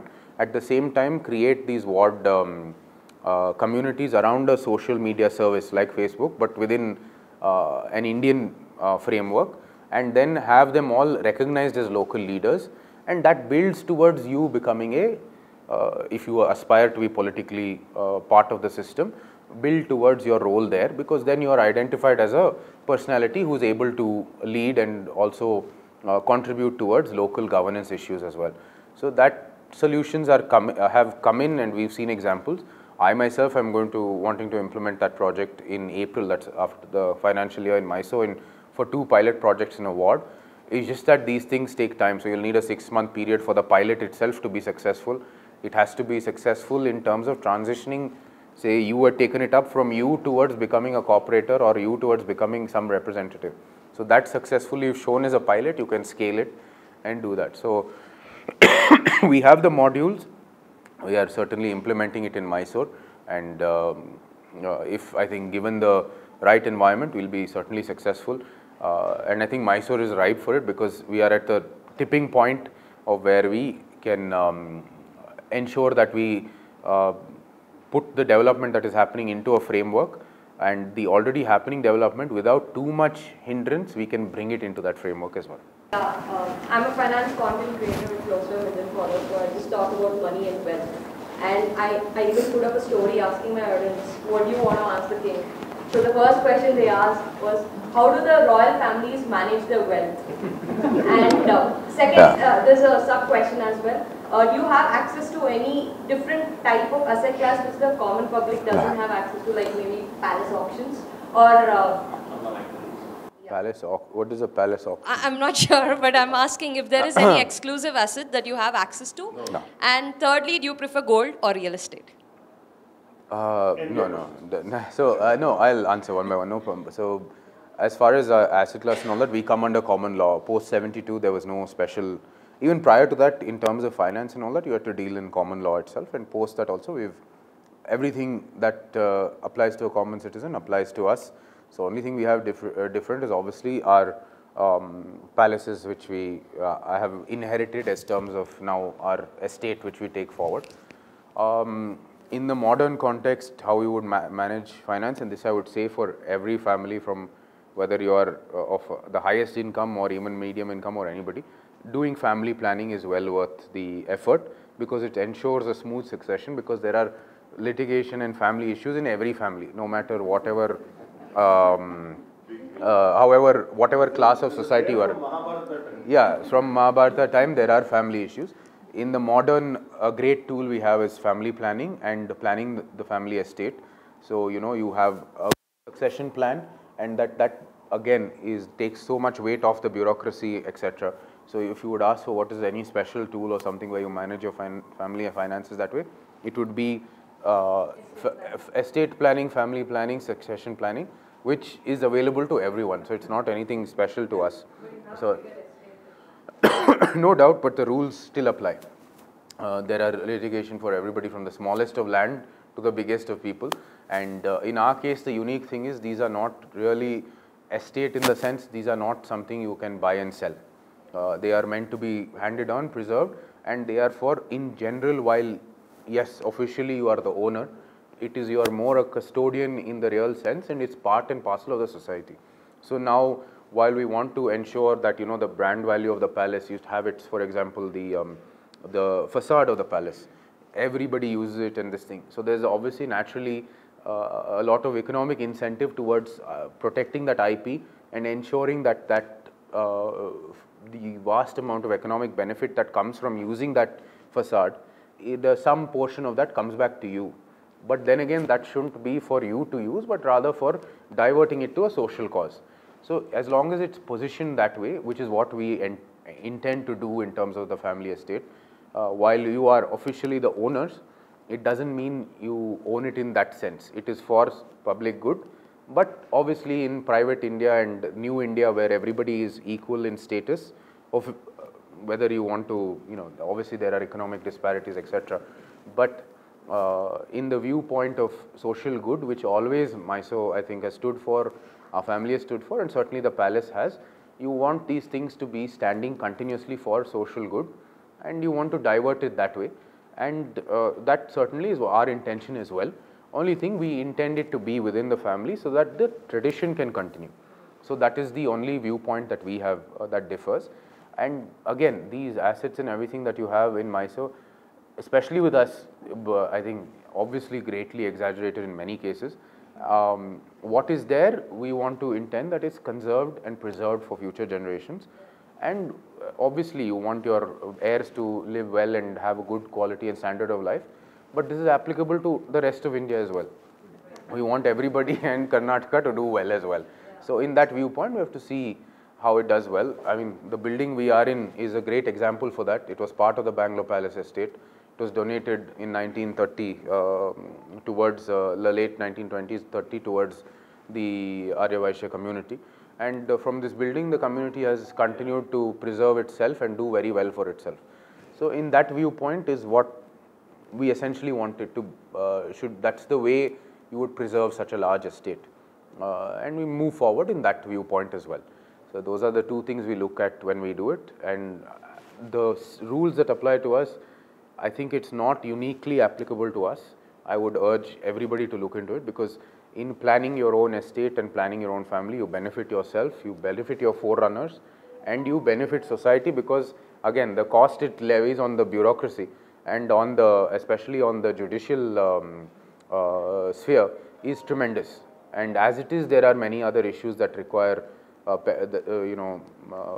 urgency as compared to one particular litigation, and you waste so much time and your lives in fighting that litigation, take forever for it to come out.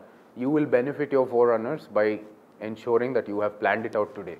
And yeah, by that thing also, your name also remains continuously very in good books. You forgot gold or real estate. A gold or real estate? No, I mean, as any good financial this thing, you have a diverse portfolio, and this is again for everybody. I would recommend, don't do some gold, do some real estate, do some mutual funds, and do everything that you can find on the sun, and maintain a diverse portfolio is what I'd recommend. And certainly getting into the Indian market now is the best time to be here, because whatever happens in the next 20 years, you will do very well. Sir, I don't have any question. We really love your simplicity, and I want to read few lines, since you also said that you like rubies. Just now you mentioned that you like rubies. Yeah. And Your Highness Yaduveer sir, thank you. The royal family of Mysore holds a special place in the hearts of Karnataka and in the hearts of South India's oldest jewelers, that is Sri Krishnadatta, because Sri Krishnadatta were appointed jewelers to Highness Krishnarajendra Wadiyar.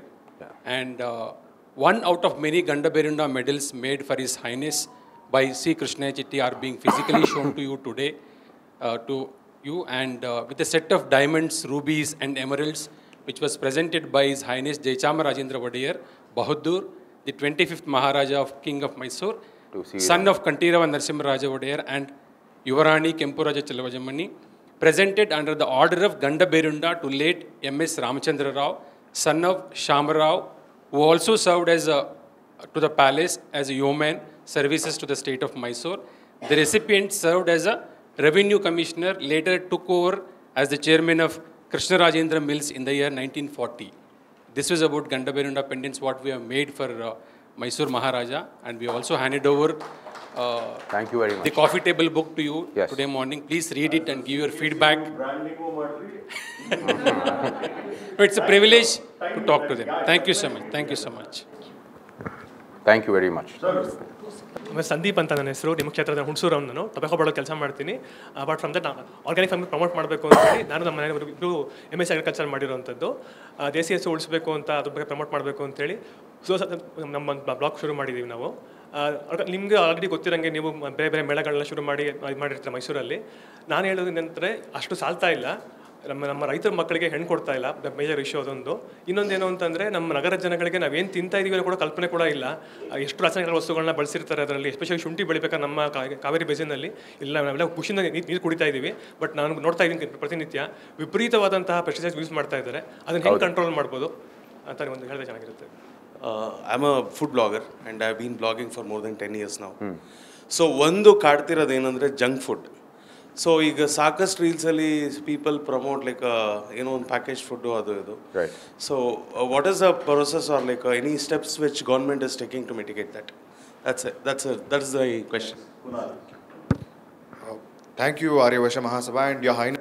It's a privilege to be here, and I'm really nervous. So I've jotted down what I want to ask, and this question is probably something dear to you and dear to me also. As we all know, Kabini backwaters and the hunting lodge there was a royal family's property, and in this contemporary world, I've been fascinated about the family since the time known to me, and since I've come to Mysore from my childhood. And what do you say? I ask many safari drivers, how is Wadiyar sir? How is he with you? How is he? How does he tour how does he tour Kabini? So, as a contemporary king, how do you? ಅದು ಹೇಳ್ಬಿಟ್ಟು ನೀವು ಹೇಳ್ಬೇಕು ಏನು ಹೇಳ್ತಾ ಇದ್ದಾರೆ ಅಂತ. So how do you contemporarily enjoy the place? Yeah. What do the safari drivers tell you? But that you should. They say you are very pleasant and. Okay. I mean, not in that way, but you are very kind to them and you tip well. ಅಲ್ಲ ಅವ್ರನ್ನ vehicle ಇಂದ safari ಕಳಿಸ್ಬೇಕು. Next. ನಮಸ್ಕಾರ sir, ನಾನು ಸಂಕೀರ್ತ್ ಅಂತ. So I am basically spiritual content creator. So ನನ್ನ question ಏನಂದರೆ, what message would you give to the youth about maintaining a connection with their spiritual roots and how does temples play an important role in it? So ನಿಮ್ಮ ಮೊದಲೇದಾಗಿ ತಂಬಾಕು ವಿಷಯಕ್ಕೆ ಹುಣಸೂರಿನವ್ರು ಕೇಳಿದ್ದು ಮತ್ತು ಅಲ್ಲಿನ ರೈತರ ಒಂದು ಹಿತಕ್ಕಾಗಿ ನಾವು ಏನು ಮಾಡ್ತಾಯಿದ್ದೀವಿ ಅಂತ.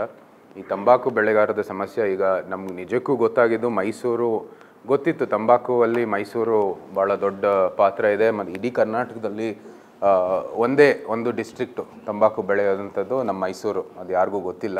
ಮತ್ತು ಅದು ITCಲಿ ಇಂಟ್ರೊಡ್ಯೂಸ್ ಮಾಡಿ ಅಲ್ಲಿ ಅದು ಒಂದು ಸಿನ್ ಗುಡ್ ಇದ್ದರೂ ಸಹ ಅದು ಅಲ್ಲಿ ರೈತರಿಗೆಲ್ಲ ಲಾಭ ಆಗಿರುವಂಥದ್ದು. ಯಾಕಂದರೆ it's directly a commercial crop and ಈ ಪ್ರತಿ ವರ್ಷವೂ ಕೂಡ ರೇಟ್ ಬಗ್ಗೆ ಏನೋ ಒಂದು ಸಮಸ್ಯೆ ಇದ್ದರೂ ಸಹ ಅಲ್ಲಿ ಜನರಿಗೆ ಲಾಭ ಆಗಿದೆ.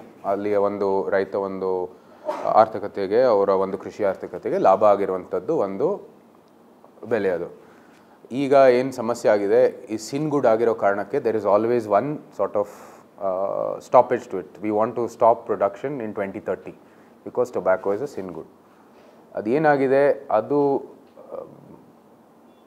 ಸಿನ್ ಗುಡ್ ಆಗಿ it is actually affecting only the farmer because he is growing the tobacco. It is the buyer and the cigarette grower. There are as many people who are smoking today. Delhi lo kuda pollution alli idru kuda there are people smoking in that pollution also, and there are people in Bangalore also who smoke, and the casual smokers. And tobacco has different forms, and these e-cigarettes and everything also has come in, and the international market continues to stagnate at where it has been for the past 20-30 years. So the consumption hasn't gone down, it isn't going up also. So it stays consistent despite the huge amount of taxes and the sin tax and all of that there. So ಅದಕ್ಕೆ ಸೀಮಿತ ಅದು ನೋಡಿಕೊಂಡು ಇಲ್ಲಿ ರೈತರಿಗೆ ಅನುಕೂಲ ಆಗುವಂಥದ್ದು ವಾತಾವರಣ ಮಾಡಬೇಕಾಗಿದೆ. ಒಂದು ಕಡೆ ಅದನ್ನ ಪರಿವರ್ತನೆ ಮಾಡಬೇಕಾಗಿರುವಂಥದ್ದು, ಅದಕ್ಕೆ ಏನೂ ಉತ್ತರ ಇಲ್ಲ. ಈ ಮಶ್ರೂಮ್ ಗ್ರೋಯಿಂಗು ಯಾಕಂದರೆ ಆ ಬ್ಯಾರೆಲ್ಗಳು ಏನು ಬಾರ್ನ್ ಇದೆ, ಆ ಬಾರ್ನಲ್ಲಿ ಮಶ್ರೂಮ್ ಬೆಳಿಬೋದು ಅಂತ ಒಂದು ಪೈಲಟ್ ಪ್ರಾಜೆಕ್ಟನ್ನು ಶುರು ಮಾಡಿದ್ವಿ. ಅದು ಏನೋ ಯಶಸ್ವಿ ಆಗಲ್ಲ. ಪ್ಲಸ್ ಮಶ್ರೂಮಲ್ಲಿ ಕನ್ಸಂಪ್ಷನ್ನು ಇಂಡಿಯಾದಲ್ಲಿ ನಮ್ಮ ನಗರದಲ್ಲಿ ಬಿಟ್ಟರೆ ಅದು ಅಲ್ಲಿ ರೂರಲಲ್ಲಿ ಎಲ್ಲ ಜಾಸ್ತಿ ಏನೋ ಅದಕ್ಕೆ ಏನು ರೆಸಿಪಿನೂ ಇಲ್ಲ. ಅದನ್ನು ಇನ್ಕಲ್ಕೇಟ್ ಮಾಡಬೇಕು. ಅದು ಇವತ್ತು ನಾಳೆ ಅದಕ್ಕೆ ಪರಿಹಾರ ಬರಲ್ಲ. It is a long term strategy. The other thing was should we introduce it in the government meal so that then directly ಗವರ್ಮೆಂಟೇ ಈ ಮಶ್ರೂಮ್ ಖರೀದಿ ಮಾಡ್ತಾರೆ. ಅದ ನಂತರ ಇದು ಸರ್ಕಾರಿ ಮೀಲಲ್ಲಿ ಅದು ಉಪಯೋಗ ಆಗುತ್ತೆ. Mushroom has tremendous amount of nutrition benefit. But societally will they accept it or not because ಕೆಲವು ಜನ ಅದು they don't perceive it as a vegetable, all that is there. So ಅದರದ್ದು ಸಮಸ್ಯೆ ಆಯಿತು. ಅದು ಬಿಟ್ಟರೆ ಇವಾಗ ಬೇರೆದು ನಿಮ್ಮ ಜಿಂಜರ್ ವಿಷಯನೂ ಬಂದಿದ್ದೀರಾ. ಅದು ದೇಸಿ ತಳಿ ಅಲ್ಲ. It's always very much open to infection etcetera. ಅದು ಅಷ್ಟೊಂದು ಫರ್ಟಿಲೈಸರ್ ಅಥವಾ ಅಷ್ಟೊಂದು ಇದು ಪೆಸ್ಟಿಸೈಡ್ ಹಾಕ್ದೇ ಅದು ಬೆಳಿಲಿಕ್ಕೆ ಅದು ಸಾಧ್ಯವಾಗಲ್ಲ. ಅದರದ್ದು ಬೆಳಲಿಕ್ಕೆ ಒಂದು it has quite a bit of rate. Plus once people realise it's getting very good rate, everybody grew it. ಅದಕ್ಕೆ ಮಾರ್ಕೆಟಲ್ಲಿ ಎಕ್ಸೆಸ್ ಇದೆ, ಸ್ವಾಭಾವಿಕವಾಗಿ ಅದರದ್ದು ರೇಟು ಕಮ್ಮಿ ಆಯಿತು. ಈಗ ಅದು ರೋಡಲ್ಲೇ selling it because obviously is so much excess was grown. So ಇಂಥ ಎಲ್ಲ ಸಮಸ್ಯೆಗಳಿದೆ. Again this is where government should come in and ensure that there is a cap. But you ಹೇಗೆ ಹೇಳೋದು ರೈತರಿಗೆ ನೀವು ಇಷ್ಟೇ ಬೆಳಿಬೇಕು, ಇಷ್ಟಕ್ಕೆ ಇದಿದೆ, ಎಸ್ಪೆಷಲಿ ಇನ್ ಜಿಂಜರ್. ತಂಬಾಕುಲಿ ಹೇಳ್ಬೋದು because it's a sin good. It has there is norms and international norms, country ನಮ್ಮ ಇಂಡಿಯಾದು ನಾರ್ಮ್ಸ್ ಇದೆ, ಪ್ಲಸ್ ಸ್ಟೇಟ್ ವೈಡು ಕೂಡ ಏನೇನೋ ಇದೆ. So that is has to be controlled there. So ಅವ್ರಿಗೆ ನಿಜವಾಗ್ಲೂ ಉತ್ತಮವಾದ ಒಂದು ವಾತಾವರಣವನ್ನು ಸೃಷ್ಟಿ ಮಾಡಬೇಕಂದ್ರೆ ಒಂದು crop we have to find an alternative in the cropping pattern. ಇದು ಬರೀ ಇಲ್ಲಲ್ಲ, ನಮಗೆ ಇಲ್ಲಿ considering we are the upper riparian state. Kaveri ನದಿ ಸಾಮಾನ್ಯವಾಗಿ ಇಲ್ಲಿ ಹರಿದು ಹೋಗುವಂಥದ್ದು. ಅದರ ತಕ್ಕಂತೆ ಯಾವ ರೀತಿ ಕ್ರಾಪಿಂಗ್ ಪ್ಯಾಟರ್ನ್ ಆಗಬೇಕು ಅಂತ ನಾವು ಐಡೆಂಟಿಫೈ ಮಾಡಿ ಅದರದ್ದು ಸಹ ಒಂದು ಪ್ರೋತ್ಸಾಹ ಕೊಡಬೇಕಾಗಿರೋದು ಕೆಲಸ ಆಗಬೇಕಾಗಿದೆ. Again very strong political will is there because ಇದೆಲ್ಲ ಈಗ ಹೆರಿಟೇಜ್ ಕ್ರಾಪ್ ಆಗಿದೆ. ಶುಗರ್ ಕೇನ್ ಇರ್ಬೋದು, ಈ ರೊಬಸ್ಟಾ ಕಾಫಿ ಇರ್ಬೋದು, ಇಲ್ಲಿ ಈಗ ನಮ್ಮ ತಂಬಾಕು ಸಹ ಆಗಿರ್ಬೋದು. ಸೊ ಇದೆಲ್ಲಕ್ಕೂ ಕೂಡ we need a lot of strong political will and we need good projects coming up to ensure they transform. So ಇದಿಷ್ಟು ಟೊಬ್ಯಾಕೋಗೆ. ಜಂಕ್ ಫುಡ್ದು ಅಗೇನ್ ಐ ಥಿಂಕ್ ಇದು ಬರೀ ಭಾರತಕ್ಕಲ್ಲ, ಇಡೀ ವಿಶ್ವದಲ್ಲಿ ಇದು ಸಮಸ್ಯೆ ಆಗಿರುವಂಥದ್ದು. ಎಲ್ಲರೂ ಕೂಡ ಇದಕ್ಕೆ ಏನು ಪರಿಹಾರ ಅಂತ ಹೇಳೋದು. ಯಾಕಂದರೆ ಸಾಮಾನ್ಯವಾಗಿ ಭಾರತದಲ್ಲಿ ವಿ ಪ್ರೀಚ್ ಮಾಡ್ರೇಷನ್, ಬಟ್ ಏನಾಗಿದೆ Bharat like China, being a very fast growing developing economy, the excesses of that have come down. So even China has a diabetes issue, even China has a junk food issue, has an obesity epidemic, just like us. ಇದು ಸಾಮಾನ್ಯವಾಗಿ ಇಂಥ ಆಧುನಿಕ ಕಾಲದಲ್ಲಿ ವೇಗವಾಗಿ ಬೆಳೆಯುವಂಥದ್ದು ಏನು ಆರ್ಥಿಕತೆಗಳಿದ್ದಾವೆ, ಅದರಲ್ಲಿ ಇಂಥ ಒಂದು ಪರಿಸ್ಥಿತಿ ಬರ್ತಾ ಇದೆ, ಇಂಥ ಒಂದು ಕಾಯ್ದೆಗಳು ಜಾಸ್ತಿ ಆಗ್ತಾ ಇದ್ದಾವೆ ಅಂತ ಇದು ದಾಖಲೆ ಆಗಿದೆ. ಸೊ ಇದಕ್ಕಾಗಿ again there's a lot of, I don't know if there are any fitness influencers here, but they play a huge role towards bringing good habits. ಏನಾಗಿದೆ ಇವಾಗ ನಮ್ಮ ಫಿಟ್ನೆಸ್ ಇನ್ಫ್ಲೂಯೆನ್ಸರ್ಸು ಹೆಚ್ಚಾಗಿ ನಾವು ಪಾಶ್ಚಾತ್ಯ ಏನೋ ದೇಶಗಳಿದ್ದಾವೆ ಅವ್ರ ಮೇಲೆ ಅವಲಂಬಿಸ್ತಿದ್ವಿ for all the recipes and all that. But we have seen they have brought very good fitness recipes where you can make at home and ensure you can meet your goals or your diet plan by doing that. ಇದೇನಿದೆ ನಮ್ಮ ರೆಸಿಪೀಸ್ಗೆ ಇದಿಲ್ಲ. So how do you bring your recipes into this dietary plan? So we can have our food and our Indian food, but inside the calorific whatever framework of what is required for your dietary plan going forward. So you either maintain or you lose weight or you put on weight depending on what you want, or a protein-rich diet or whatever you want. So idikagi alla we need to have answers from citizens, and the government needs to build up a framework towards having the norms for what is a serving size, all of that. But this has been done in the West also. Despite that, they have had issues. So it's not such an easy solution, because you do not want to stop these products coming in as well. So it has to come up from society, and they have to dictate the terms as well. Kabini, nam forest, you asked for that thing. So just as a side note to that, wanted to say there are 6 tiger reserves in Karnataka, that is BR Hills, MM Hills, Bandipur, Nagarole, Bhadra, Kali Tiger Reserve. So these are all, and I think I've covered most of them. Nagarole, Bandipur, Bhadra, Kali, BR Hills, MM Hills. So those are the 6 tiger reserves. 5 of them are in the old state of Mysore, leaving Kali now, which is part of Dandeli, which is in the Kittur Karnataka part. This is because obviously we have the highest number of tigers in Karnataka, the highest number of elephants in Karnataka, and one of the highest bear numbers also in Karnataka, and naturally because of all this, the highest leopard populations as well in Karnataka. So this is, again, I'm not trying to promote anything, but the conservation strategies, because BR Hills, Bandipur, part of Kabini as Kakankote forest, and Bhadra were all identified as tiger blocks during Mysore state times. So at that time also conservation was taken an active part, keeping in view of obviously hunting was a practice then. So because of that tiger block creation, you have now this many number of tiger reserves in Karnataka, because they were identified as different blocks. Within that block there was hunting allowed at any given one time, and tags were given commensurate with the excess population. So now in India the question has become, what is the issue? What are we going to do with the excess animals? Because we have clearly come to capacity, even though we don't want to define it, because if we define it, then it becomes another issue. We have clearly come to capacity, especially if you are a representative or a person who lives in Kodagu, you will know the huge amount of man-animal conflict. We do not go 1 week without some elephant coming into an estate, harming someone, in many cases killing someone, tigers coming into estates. All of these issues are rampant. So we need a very large scale solution towards catering towards now, because we've been successful in the area that is kept reserved for wildlife. We've been largely successful. There are many issues, but we've been overall successful because we've reached that capacity. So now the question comes, how do we conserve this going forward? We need new parks, and India is uniquely, I think, one thing forests, you have to always not really presented this and given the relevant prachara for it at the level which we should. Given the population that we have, we are the only ones who have maintained living with megafauna to the scale and improved the quantity of megafauna world over. Nobody else has done that, I think, world over, and that India should be really proud of. We've increased our tiger numbers with huge increase in our population. We've increased our elephant numbers with huge increase in our population. Bison, if you go to Uti, Kunur now, they're everywhere. They're like cattle on the road itself. So we've managed to do that. So now the question comes, now that we've managed to do it, how do we maintain it? Because as much as we like to think our population is a problem, it's not actually. It's actually to our benefit to have a huge population. a huge young population and continuing to build on that. So this question in terms of forest is the most key thing. As far as my own personal thing, I think I've made it abundantly clear, if you've at all followed me, that any free time obviously I like to spend in the forest, and we've grown up there, have a long history obviously with the forests given around there, and both Bandipur was the first preserved as Venugopal Sanctuary. Then you had K. Gudi, and that became BR Hills, and Bhadra was the favorite of Krishnadatta. So from that, before even that, we've had a long sort of association. My grandfather was the founder chairman of the National Board of Wildlife in the 60s, and we've had like that always part and parcel of the forest. And if we aren't in Mysore or Bangalore, we are in the forest at any given time, not just me, the entire family. So it's part and parcel, and we've been going for safari from the longest time. There are a lot of great things Karnataka is doing in terms of conservation.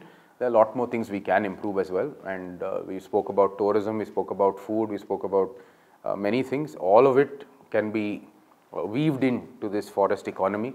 There are so many recipes that come out of the forest. There's so many natural remedies in terms of healthcare, in terms of preventive healthcare, in terms of just general products for our beauty, for our skin, etc. And alongside that, of course, the tourism potential is tremendous, but it has to be done very carefully, because in Karnataka, again, like we just went to Kaziranga, around 100 jeeps go in there, which in Karnataka for us is like amazing, because Bandipur itself, we make a fuss for 33 going in, 33 to 35 jeeps, and some of them are buses carrying that many people. So we need to figure out how to maintain all of this, and then the conservation issues as well going forward. Last one, the spiritual note, and I suppose good it's the last one as well. End on a spiritual note. I think one great thing we've seen in the last 10 years is the re-recognition of like Indian history, Indian culture and Indian philosophy, and the fact that every ideological thought that we have today has happened in Indian history multiple times over. You want a Marxist school, it's there in the Sikh school, it's in the Nastika schools of Hinduism. You want a socialist school, it's also there in the Nastika school. You want a particularly capitalist model, that's also there in the Astika schools of Hinduism. You want a diverse philosophy, you want to be philosophically relevant, you can, that's also there without doing all the spiritual stuff, that's also there. So this whole wide array of philosophies that India has, whatever the world is now presenting, we have done multiple times over. We have recognized that history, and I think that's a great base to build on, because it's a great amount of pride that India has sustained that from its origin, from its civilization till today. So I think that above all else will be the strongest suit for us and the strongest unique quality of India that we can build this Bharat on going forward. And I think it's beyond all of that a great thing to lean on, because in many ways the answers you want for after you've done many things in life as to why and what and when, if that concerns you. I know it's you know, sometimes weird to talk about in an open space like this, but if that concerns you and you want answers to that, it is there in any which way you want it in Indian philosophy, and I think it plays a key role in terms of shaping quality of life, and that always India has had, and reimagining it in the modern context, bringing it out through the many influences, because we see so many reels, we see so many videos on YouTube. In fact, the most popular podcasts are those that delve into Indian history, whether it be Tantra, whether it be something Sattvic, whether it be our Itihasa, whether it be the Vedas, whatever it is. Some of the most popular Indian podcasts delve into it very deeply, and people are actively wanting this content. It means, you know, very good for, I think, India going forward, and as long as we continue to hold true to that, and we have the other boxes ticked in terms of the economy, in terms of having quality of life, in terms of infrastructure, etc., we'll certainly be able to build a unique hybrid culture here in India going forward. We've answered pretty much everybody as much as possible. Thank you very much.